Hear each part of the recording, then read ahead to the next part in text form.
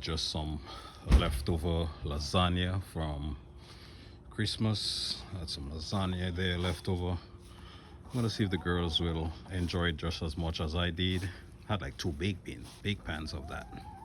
Let's see. The girls they look all excited and whatnot. Ah, there you go. Loving it. Mm-mm-mm. Lasagna for breakfast. Go easy, you'll choke.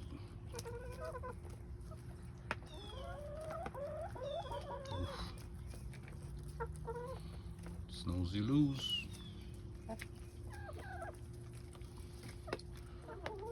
Alright, I guess that will be breakfast. Of course their feed is right there, but they're not interested right now. They're all into this lasagna. Alright, till next time.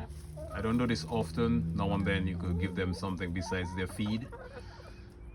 And they sure will enjoy it. Got some vegetables in there and whatnot. Alright, don't forget to like and subscribe.